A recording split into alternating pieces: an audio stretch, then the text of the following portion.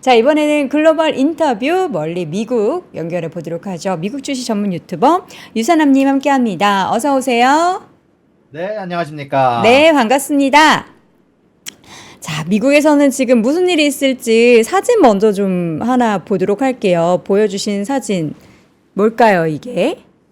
네, 일단은 미국 내에서 사실 전체적으로 여러모로 시위가 늘어나고 있고, 전체적으로 반응이 여러모로 갈리는 반응들이 나오고 있습니다. 이제 제가 사실 이번에 맨하탄에 직접 나가서 사람들을 인터뷰하는 컨텐츠를 이제 만들고 있었는데, 이제 전체적으로 이제 사람들이 많이 양방향으로 나뉘는 가운데 안에서 개인적으로 뉴욕에서 가장 많이 봤던 반응은 일단 기본적으로 트럼프가 당선된 데에 대한 우려 반응이 가장 많았던 것 같습니다. 아무래도 뉴욕, 뉴저지가 특히 민주당 쪽이 많다 보니까 아무래도 이런 부분들이 좀 있었던 것 같은데요. 일단 대선 이후에 전체적인 분위기 자체는 일단은 기대감과 전체적으로 좀 실망감과 우려감이 존재하는 혼재적인 분위기로 가고 있는데 안에서 전체적으로 도시마다 조금 분위기가 다른 것 같아서 개인적으로는 도시에서 인터뷰를 해서 아마 다음 주 중에는 한번 개인적으로 시골 쪽에 가서도 한번 인터뷰를 진행하면서 개인적으로 한번 컨텐츠도 한번 짜보려고 생각을 하고 있습니다. 그 미국 맨하탄 쪽에서는 트럼프 타워도 있고 뭐 하잖아요. 네, 그러면은 좀 맞습니다. 약간 반기는 분위기인가요? 그러니까 표가 이번에는 반반이라고 볼 수 없게 약간 트럼프 쪽으로 선거인 단수가 확 쏠렸기 때문에 어때요? 좀 반기는 분위기라고 봐야 할까요? 아니면은 좀 반하는 분위기라고 봐야 될까요? 일단 뉴욕, 뉴저지 같은 경우는요, 전체적으로 민주당 지지자가 거의 압도적인 곳이라서 상대적으로는 우려감이 조금 더 많은 인터뷰가 많았고요. 네. 그럼에도 불구하고 트럼프 쪽을 지지하는 서포터들은 분명히 있었습니다. 뉴욕 쪽 같은 경우는 민주당 쪽으로 사실상 정해져 있는 곳이긴 하지만, 그럼에도 불구하고 민주당 말고, 트럼프 자체를 이제 지지하는 사람들이 꽤 있었고, 특히 뉴욕에 있는 사람들 중에서 이민자들에 대해서 우려를 하는 사람들이 굉장히 많거든요. 네. 특히 뉴욕주 같은 경우는 이민자들에 대해서 약간 호화로운 호텔을 제공한다든지 노숙자들보다 훨씬 더 좋은 대우를 받고 있다는 사실들에 대해서 반감을 갖고 있는 분들이 많았어서 인터뷰 중에 약간 그런 부분들에 대한 우려가 이제 와, 씻은 듯이 낫겠다. 특히 트럼프가 취임 첫날에 모든 이민자들, 불법 이민자들을 추방하겠다라고 얘기를 했기 때문에 이런 부분들에 대해서 기대감을 갖고 있는 인터뷰도 분명히 있었고 네. 반대로 얘기해서 카말라 해리스 지지자들 사이에서는 어, 트럼프가 증오심을 키울 것이다라는 얘기도 많았고요. 낙태 그렇군요. 관련된 부분도 많이 여러모로 사람들의 불안감을 자극하는 부분들도 있었다라고 음. 얘기하면서 상대적으로 양쪽의 인터뷰가 좀 더 재미나게 듣을 수 있는 부분들이 좀 있었던 것 같습니다. 네. 자, 그 시골 쪽에 가서도 인터뷰 하셨을 때 그 내용 저희 컨텐츠 통해서도 같이 좀 공유해 주셨으면 좋겠고요. 그럼 이제 지난주에 있었던 가장 주요한 키워드 물론 뭐 대선 이야기를 비롯해서 간단하게 좀 정리해 볼까요? 네, 맞습니다. 저번 주 주요 키워드 세 가지였는데요. 자, 일단은 첫 번째로는 트럼프, 일단 공화당 대선의 압승에 관련된 내용이고요. 두 번째는 FOMC, 파월의 연설, 그리고 인터뷰 중에 재미났던 점까지. 그리고 세 번째는 이미 앞에서 말씀해 주셨지만 중국의 부양책에 대한 실망 반응, 이렇게 세 가지를 간단하게 정리해 보려고 하는데요. 일단 트럼프가 당선된 게 굉장히 압도적이었습니다. 제가 사실 저번 주에 나와서 얘기할 때도 트럼프가 유리하다라고 얘기는 했지만 카말라 해리스가 잘 따라가는 것으로 보인다라고 얘기를 했는데 수준 차이가 굉장히 많이 났습니다. 트럼프 쪽이 압도적으로 모든 경합주를 이겨버리면서 사실상 압도적으로 많은 국민들이 트럼프를 원했다라고 얘기를 할 수 있을 것 같은데요.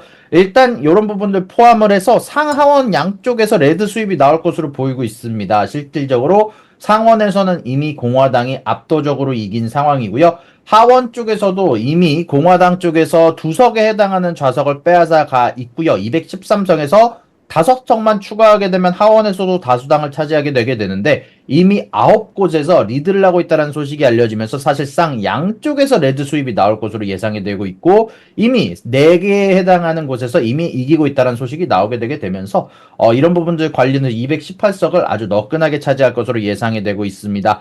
일단 이런 소식으로 인해서 일단 트럼프를 통해서 진행이 되는 형사 재판에 대해서는 사실상 공소 취소가 났고요.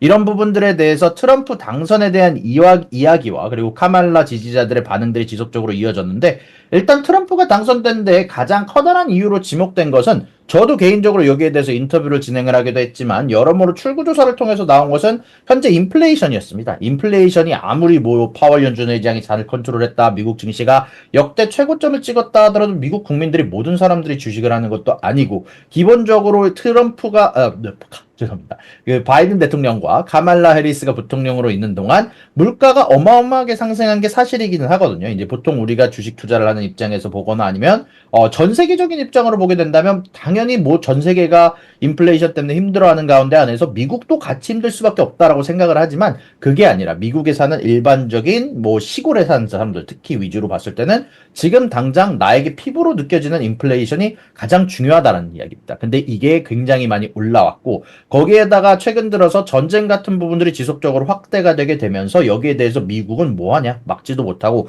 그리고 언제까지 우리가 지속적으로 이렇게 다른 나라를 도와줘야 되느냐? 미국이 경찰 노릇에 지쳤다라는 평가가 출구조사에서 굉장히 많이 나왔습니다. 저도 개인적으로 인터뷰를 조사하면서 한 3, 4명 정도가 이런 인터뷰를 하기도 했었는데 기본적으로 이런 부분들이 트럼프가 당선됐는데 가장 커다란 역할을 했다라고 생각이 들고요. 특히 시골 쪽에서 트럼프가 전해와 그리고 2016년보다 잘했다라는 게 가장 트럼프가 이번에 압도적으로 당선됐는데 가장 커다란 플러스 요인이었다고 합니다. 카말라 해리스 같은 경우는 사실 지금 당장 자신의 표를 지키는 게 아니라 사실 트럼프의 표를 공략하러 갔는데 트럼프의 표는 하나도 공략하지 못하고 반대로 자기의 굳건한 지지자들이었던 민주당 표 혹은 정확하게 얘기를 하자면은 도시 쪽 지지자들이 생각보다 카말라 해리스를 지지하지 않았다고 해요. 특히 대학교의 남성들 위주로 트럼프를 지지하는 비율이 굉장히 많이 늘었고 그로 인해서 카말라 해리스가 전체적으로 저렇게 모든 경합주를 지는데 커다란 역할을 했다는 평가가 나왔습니다. 또한 여기에 관련해서 카말라 해리스 같은 경우는 패배 인정을 하게 되게 되면서 여기에 대해서 인터뷰를 진행을 했었는데요.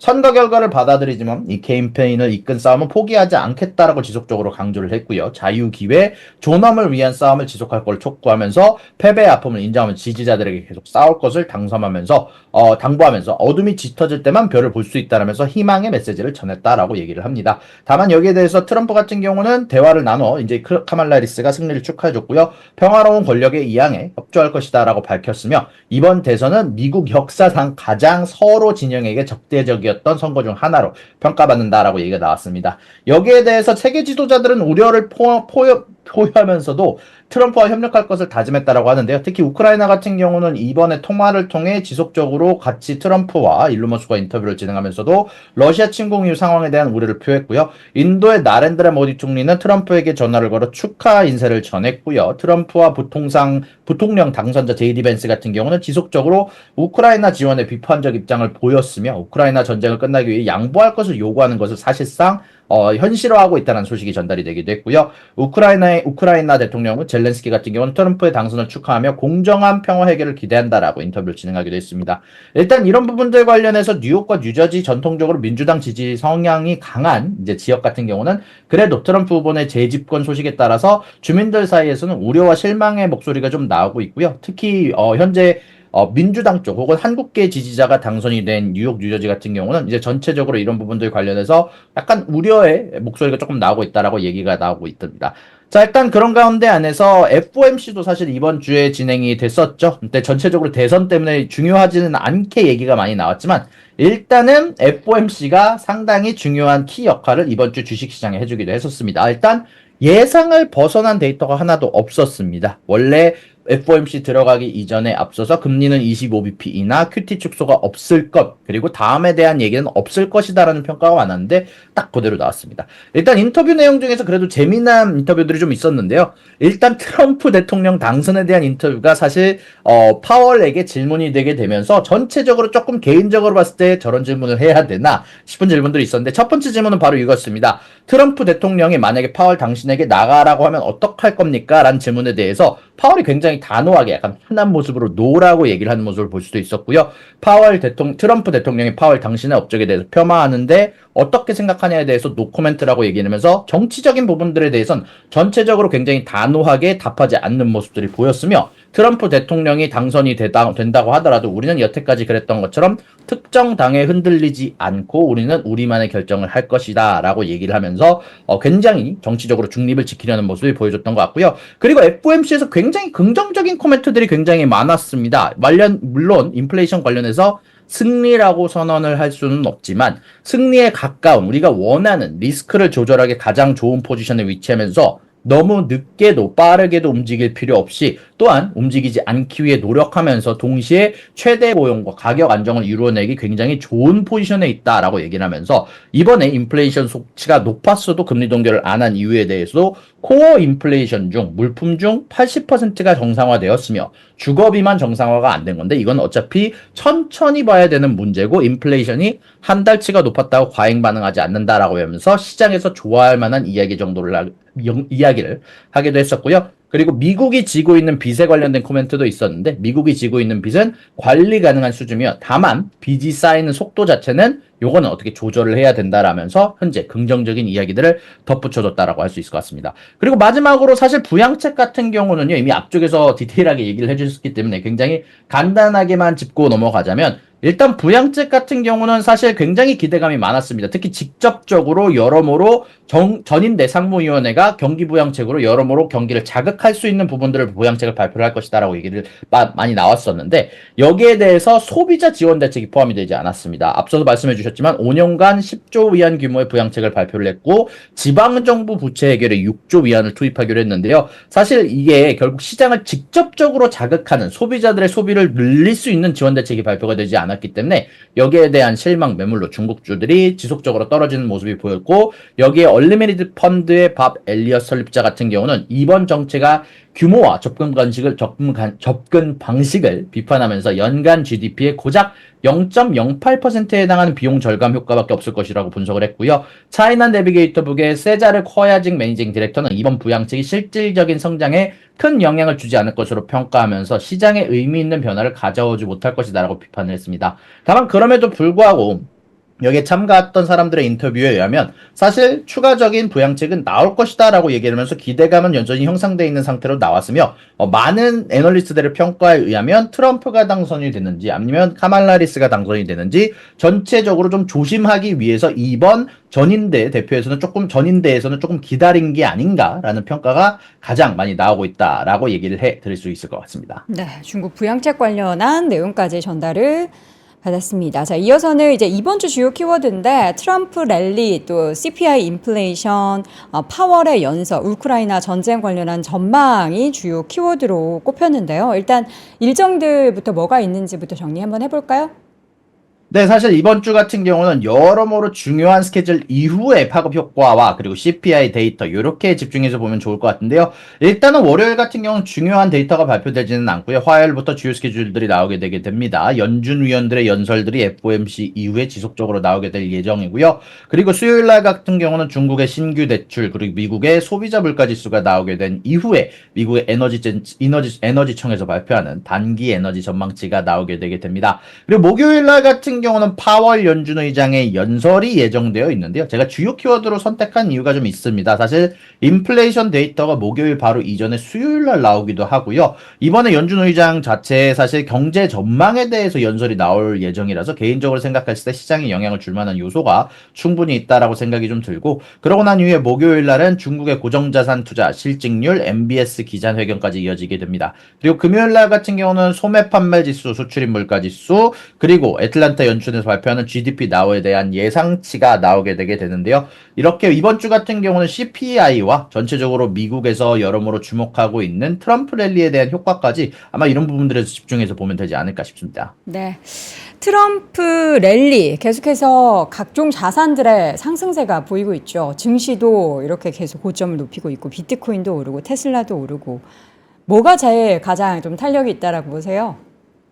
사실 최근에 나왔던 트럼프 랠리에 관해서 수혜를 받은 주들이 말씀해 주신 것처럼 굉장히 많은 상황입니다. 저번 주 같은 경우는 뭐 나스닥 자체도 5%가량 상승했지만 비트코인도 14%, 테슬라도 31%가량 상승하면서 트럼프 랠리의 수혜주가 전체적으로 갈리는 모습들이 나왔는데요. 그리고 제가 미리 어느 정도 얘기를 해드리긴 했지만 가장 많이 주목을 받았던 DJT 같은 경우는 의외로 당선된 후 다시 못 가는 모습들이 나오고 있죠. 그리고 이런 부분들에 대해서 간단하게 정리면 이미 호재가 더 이상 나올 게 없는 주식이 DJT라는 주식이기 때문에 물론 취민식이라든지 여러 가지 뭐 움직임은 더 있을 수 있으나 일단 당선이라는 호재 자체가 끝난 상황이거든요. 이제 트럼프가 당선이 됐고, 이제 앞으로 이 DJT라는 회사 자체가 돈을 창출하기까지는 굉장히 오랜 시간이 걸릴 것으로 예상이 되고 있고, 물론 트럼프가 자신의 주식을 안 판다라는 건 굉장히 호재기는 하지만, 결국 이 DJT라는 회사 자체는 돈을 굉장히 많이 손해를 보고 있는 회사이기도 하고요. 매출이 굉장히 작은 회사입니다. 그러다 보니까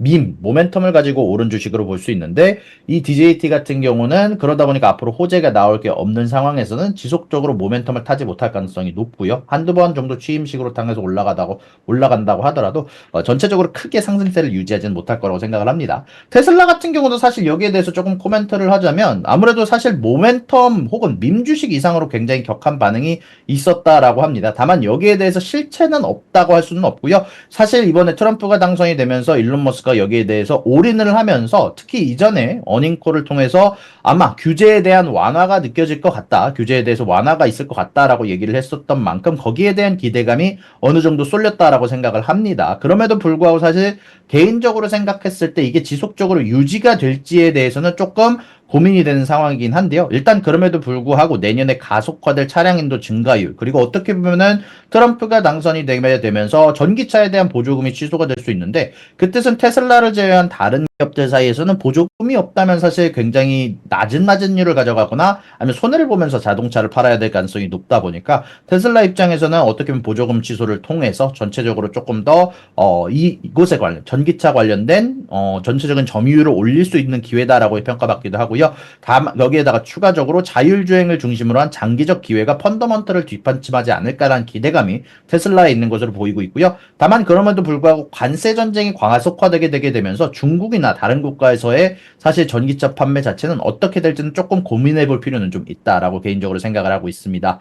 여기에 대해서 비트코인 같은 경우도 전체적으로 트럼프 대통령이죠. 이제 트럼프 대통령이 지속적으로 주장하고 있는 CBDC의 취소, 그리고 앞으로 비트코인에 관련해서 연준의 자산으로 편입될 거다라는 기대감, 혹은 지속적으로 트럼프가 기대했던 약속 같은 부분들이 전체적으로 플러스 요소로 작용하면서 전체적으로 비트코인 가격이 크게 상승하는 부분들이 좀 있었는데, 일단 비트코인 같은 경우는 제가 좀 더 코멘트하기에는 조금 지식이 부족한 부분들 같아서 개인적으로 생각했을 때 비트코인에 관련된 기대감 자체는 전체적으로 굉장히 높은 상황이라고 생각이 좀 듭니다. 다만 여기에 대해서 카말라의 테마주는 전체적으로 무너지는 모습들이 나왔는데요. 홈디포 같은 경우는 다행히도 사실 부동산 관련주들이 전체적인 카말라 리스의 수혜주다 보니까 처음에는 하락하는 모습을 보여주긴 했지만 트럼프가 당선 이후 지속적으로 부동산 가격을 부양하겠다라고 얘기를 하면서 전체적으로 상승하는 모습들이 보였고요. 전체적으로 카말라 해리스의 가장 커다란 강력한 테마주로 불렸던 대마주 같은 경우는 카말라 해리스가 떨어진 이후에 14%, 15%가량을 하락을 했으며, 태양광을 포함한 2차 전지 관련주들은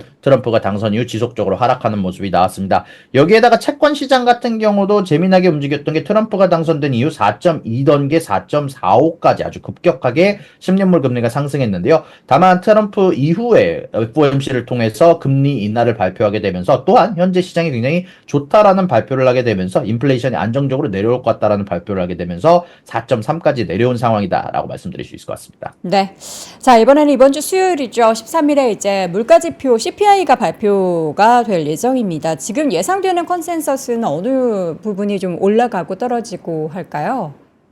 네, 일단 인플레이션 같은 경우는 전체적으로 시장의 컨센서스 자체가 생각보다는 일단 낮게 잡혀 있는 상황입니다. 일단 인플레이션 나우 캐스팅 관련돼서 보자면 0.18에 0.27이라는 인플레이션 기대치가 잡혀 있고요. 여기에다가 1년 기준으로는 2.56에 3.34라는 인플레이션 수치가 잡혀 있으면서 전체적으로 연준의 움직임 자체가 크게 다르지 않은 모습들이 나오고 있다라고 얘기가 나오고 있고요. 여기에다가 0.18과 0.27은 시장의 컨센서스인 0.2와 0.3에 비해서 소폭이나마 하회하는 수치이기 때문에 전체적으로 긍정적인 예상치들이 좀 있습니다. 다만 이런 부분들 관련해서 저번 달 나왔던 수치를 한번 보면서 좀 얘기를 하자면 CPI 자체가 0.2에 0.3으로 지금 시장의 컨센서스와 정확하게 똑같은 수치가 나왔었고요. 여기에 대해서 코어 CPI 관련해서 제가 틀렸던 부분이 운송비 관련된 부분이었는데, 이 운송비가 1.4%로 사실 굉장히 커다랗게 상승하는 부분들이 보였습니다. 이런 부분들 관련해서 보험료가 가장 커다랗게 기여를 했다라고 얘기가 나왔는데, 이번 달까지 유지가 될지 한번 지켜봐야 될 것 같고요. 다만 주거비 자체는 저번 달에 내려오기 시작을 했는데, 재미난 건 PC물가 지수 기준으로는 주거비가 내려오지 않았다라는 점 주목하면서 이번 CPI 데이터를 잠시 보도록 할 텐데요.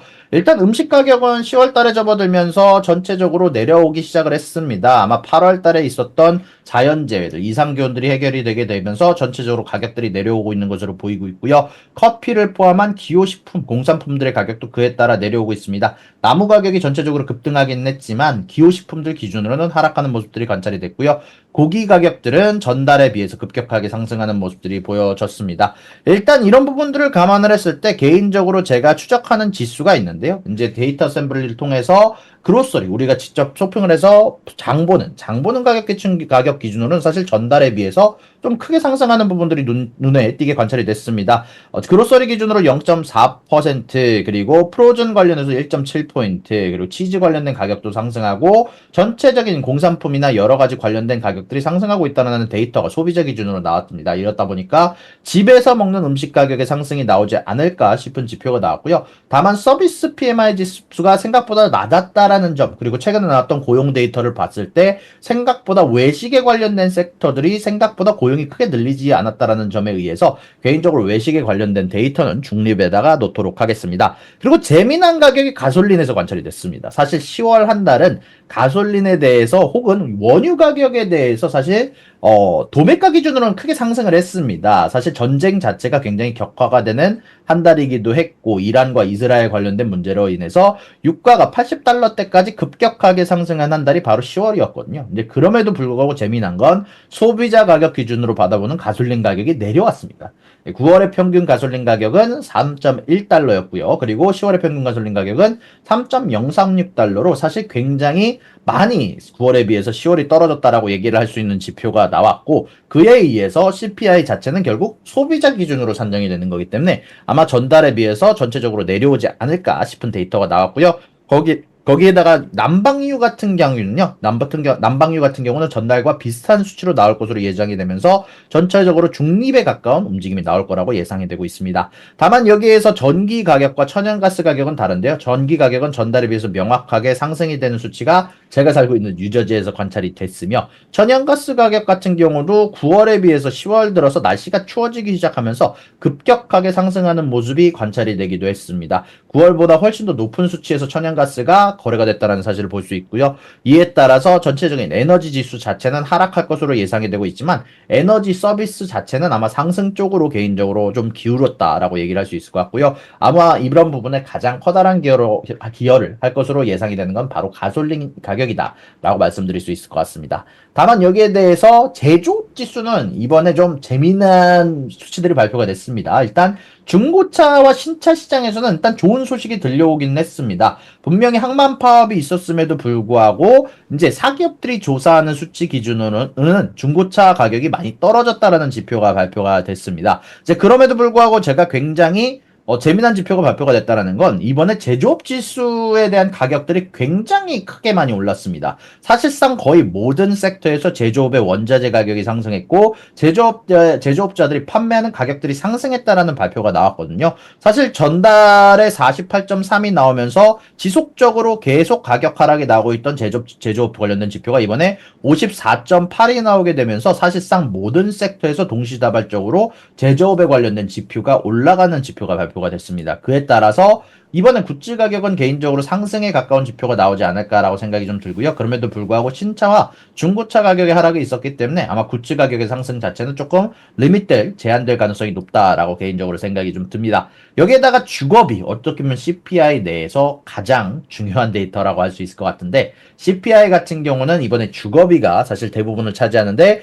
이 주거비 안에서 이번 달에도 내려가고 있다는 지표가 아파트멘트리스트닷컴을 통해서 사기업을 통해서 발표가 됐습니다. 물론 다시 말씀드리지만 연준이 조사하는 방식과 이 사기업이 직접적으로 조사하는 방식이 다르고 이 OER이라는 조사 방식이 결국 직접 랜드로드들한테 집의 소유자들한테 렌트비를 얼마나 줄 겁니까? 라고 물어보는 방식 자체로 인해서 아마 하락까지는 가지는 않을 것으로 예상이 되고 있고요. 주거비는 전달에 이어서 중립적으로 개인적으로 설정을 해놓도록 하겠습니다. 자, 그런 가운데 안에서 서비스 PMI 지표는 재미난데요. 지속적으로 가격 관련된 지표가 전달에 비해서 내려오고 있습니다. 그러다 보니까 제가 제가 아까도 외식 관련된 지표가 좀 내려오고 있다라고 얘기를 했는데 이런 관련된 부분에서 서비스 쪽 PMI가 내려오고 있다라는 건 결국 서비스 관련된 지표도 전체적으로 이제 주춤하고 있다는 모양새로 개인적으로 생각이 좀 들고요. 그럼에도 불구하고 뭐 아직까지는 서비스 쪽은 상승하지 않을까 싶은 지표라고 생각이 들면서 이런 부분들을 감안을 해봤을 때 개인적으로 제가 생각을 하고 있는 인플레이션 데이터를 적어봤는데요. 시장의 컨센서스 자체는 0.2에 0.3, 2.4에 3.3. 저도 개인적으로 이것과 비슷한 수치, 전달과 비슷한 수치. 사실 인플레이션 데이터가 지속적으로 최근 몇 달간 나오고 있는 추세가 굉장히 안정되고 있습니다. 사실 저번 같은 경우는 거의 80%에 해당하는 수치를 제 중립으로 놓을 만큼 거의 모든 가격이 중립이 나왔지만 이번 달 같은 경우는 전체적으로 제조업 관련된 부분들의 움직임들이나 아니면 에너지 서비스 쪽에서 좀 움직임들이 좀 격한 움직임들이 나올 것으로 예상이 되면서 이런 부분들을 근데 감안하더라도 0.2에서 0.3이라는 수치 내에서 전체적으로 인플레이션 지표가 나오지 않을까라고 개인적으로 생각을 하고 있습니다. 네. 파월 연설이 예정돼 있는데 과연 이제 대선이 끝나고 나서 첫 연설입니다. 물론 FOMC에서도 기자회견을 하긴 했지만 어떤 얘기를 하게 될까요? 아무래도 이번에 나온 주제 자체가 사실 개인적으로 생각을 했을 때 주식 시장에 영향을 크게 줄 수 있는 요소라고 생각이 들거든요. 경제 전망에 대한 연설, 특히 인플레이션 관련 데이터가 전날 나오고 난 이후에 하는 연설이다 보니까 개인적으로 생각했을 때 흥미로운 내용이 나올 수 있을 것 같아서 이번 주에 개인적으로 생각했을 때 특히 비트코인 관련된 내용이나 아니면은 특히 트럼프 관련된 내용도 여기서 언급을 할 수 있다 보니까 FOMC라는 공식 자리 이후에 약간 조금 더 사적인 자리에서 어떤 내용을 얘기를 할까 개인적으로 집중해서 볼 필요가 있다라고 생각이 들고요. 경제 전망에 대해서는 개인적으로 생각했을 땐 인플레이션에 대해서 혹은 고용 지표에 대해서 굉장히 긍정적인 발언을 많이 했었던 만큼 이번에도 긍정적인 발언들 위주로 포함되지 않을까라고 생각을 하면서 개인적으로 생각했을 땐 주식시장에 좋은 요소로 작용하게 되지 않을까라고 생각을 하고 있습니다. 네.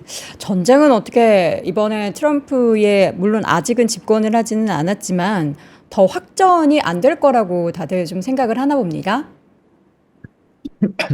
죄송합니다. 네. 네, 맞습니다. 사실 이번 같은 경우는요, 트럼프가 푸틴과 통화를 했다라고 얘기를 하기도 했었고요. 그리고 젤렌스키 대통령과 25분간 전화 통화를 했습니다. 재미난 거는 트럼프 같은 경우는 지속적으로 선거 캠페인에서 우크라이나 전쟁을 24시간 안에 끝낼 수 있다라고 주장을 해왔는데요. 개인적으로 생각했을 때는 뭐 불가능하다라고 생각을 하고 있지만 일단은 기본적으로 트럼프 캠프가 준비하고 있는 조치 자체는 전선의 비무장지대를 조성하고 우크라이나의 나토 가입을 최소한 20년 동안 유예하는 방안을 중점으로 하고 있다라고 보도를 하기도 했고요. 여기에다가 사실 이번 통화를 통해서 일론 머스크가 통화에 참여했다라는 점이 나왔기 때문에 특히 일론 머스크 같은 경우는 뭐 우크라이나에게 여러모로 원조를 했었던 경력이 있는 만큼 아마 우크라이나 쪽에 일방적으로 방금 전에 나온 뉴스처럼 혹은 월스트리트 저널이 얘기했던 것처럼 비무장지대 조성 혹은 나토 가입 유예하는 방안으로만 끝나는 게 아니라 아무래도 우크라이나에게도 어느 정도 혜택을 주기 때문에 아마 젤렌스키 대통령이 아마 어느 정도 만족을 하고 안심을 했다라고 발표가 난 게 아닐까라고 소식이 나오고 있고요.